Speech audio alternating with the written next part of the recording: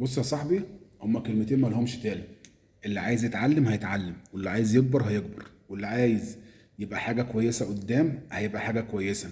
أي واحد بيحط هدف في دماغه ومشي وراه وعلى الطريق اللي هو رسمه صح هيوصل.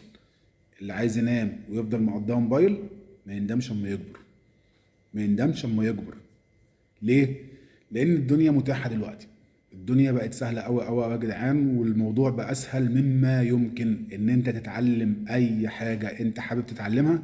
الموضوع بقى سهل وببلاش. مش زي زمان هتروح وتاخد كورسات وتدفع فلوس وتقعد تذاكر في البيت لا، ما بقاش الموضوع ده. الموضوع من التليفون اللي انت ماسكه في ايديك طول الليل والنهار.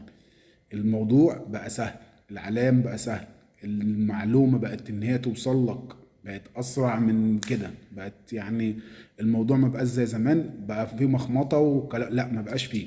بس الموضوع كله ان انت كبني ادم، ايا كان سنك على فكرة، ايا كان سنك انت ايه، حابب تتطور وحابب تكبر، الموضوع بقى سهل. التليفون اللي في ايدك فيه كل حاجة. الواي فاي اللي انت جايبه في البيت وتدفع له 400 جنيه عشان بتضيعهم على الانستجرام وعلى التيك توك انت وعيالك ومراتك والكلام ده كله، انت ممكن تزود دخل من تليفونك اللي في ايديك. هتتعلم مهارة، هتتعلم صناعة محتوى، هتتعلم اي حاجة من على التليفون. فكر وشغل دماغك. هتخش على شات جي بي تي، هتقول له يا شات جي بي تي انا عايز اتعلم ادخل فلوس من على النت، هيجيب لك 70 اوبشن. هيجيب لك حاجات كتير وهيديك خطط وهيديك تطوير وهيديك بلان تمشي عليه. وانت هتكلمه طول ما انت بتتكلم معاه، خد بالك هو بيفتح دماغك، انت بتكلمه دماغك بتفتح معلومه، تساله ويسالك، بتلاقي قصص كده. المهم ان انت لو حابب تتعمل حاجه هتعملها. بس يعني طوروا نفسكم واكبروا. احكي لكم حكايه صغيره كده عني. من كام سنه كده كنت شغال في شركه وقعدت فيها حوالي 5 سنين، مش مده قليله يعني. بس الشركه دي انا كنت واقف ال5 سنين، انا كنت واقف مكاني. الشركه جبراني ان انا مش عايز، مش بتطور، مش بكبر، لان هنا كانت لازماني ببلان معين كده لازم امشي عليه. طب نعمل كذا، لا هو ده. طب نعمل مش عارف، لا هو ده. فانا بعد فتره كده بدات خلاص ان انا حسيت ان العمر بيجري بيا والموضوع مش سهل والدنيا مش حلوه. فبعد الفتره دي انا حصل لي مشكله كده في رجليا ورحت عملت عمليه فيها وقعدت حوالي 6 شهور في البيت. طب انا اعمل ايه في ال6 شهور دول؟ 6 شهور طبعا ما بنزلش وما بشوفش الشارع، ما ببصش من الشباك. تمام. فال6 شهور دول اعمل ايه؟ انا في الشغل حبيت ان انا اخرج من اللي انا فيه، بس لقيت ان في حاجات كتير ناقصاني. يعني حاجات كتير في البيبر وورك، في الوورد والاكسل، وان انا اعمل منيو انجينيرنج وحاجات كتير كده في شغلنا انا ما كنتش ملم بيها، ما كانش عندي الخبره الكافيه فيها.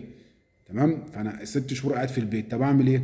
كان عندي لابتوب في البيت كده، كنت جايبه عليه شويه صور شويه افلام شويه حركات كده، زي اي واحد بيجيب لابتوب ويرميه في البيت.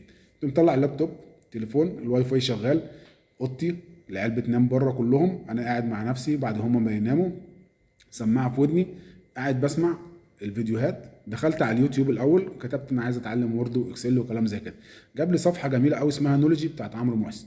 حد شاب مهندس كده زي العسل، صغير اسكندراني يعني، شاب زي العسل، بيعلمك الكمبيوتر من اي تو زد.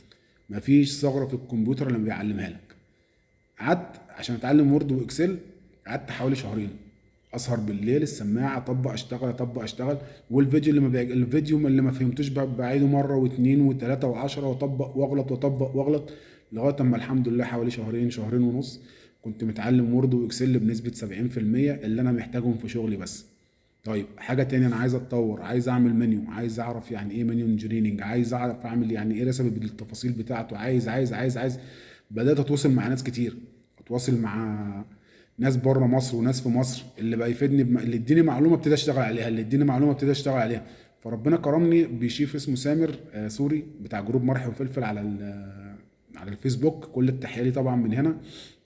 شيف محترم قوي، خطيبته بصراحه كلمته، شيف سامر انا بعمل واحد اتنين تلاته، وعايز اعمل، عايز اتعلم، وعايز اعمل منيو انجينيرنج، وعايز اتعلم اعمل يعني ايه ريسبي وصاب ريسبي والحاجات اللي كانت فايتاني، عشان اما اطلع بره ابقى طالع مال الجاكيت بتاعي، مش طالع هلهوله. من الاخر انا اسف على اللغه اللي انا بتكلم بيها دي، بس بطلع طالع بره ابقى طالع مال الجاكيت بتاعي وواقف على رجلي. قلت استغل ال6 شهور دول بقى. فالراجل بصراحه مديني رقم، برضو واحد سوري عايش في المانيا، اسمه استاذ احمد، حد محترم جدا، ده كوست كنترول ومحاسب واداره ماليه وقصه كبيره كده. كلمته، طب انا عايز اعمل واحد اتنين تلاته. الراجل تفضل مشكورا، بعت لي اكسلايه ازاي تعمل ريسبي والهدر ومش الهدر. والمهم في الاخر كده، انا مش عايز اطول الفيديو عليكم، ان انا اتعلمت بنفسي، ما دفعتش جنيه، عشان انا صممت ان انا عايز اتعلم. تمام.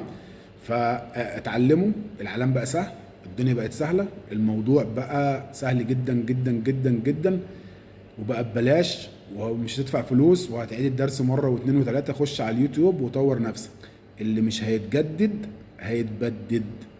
سلام.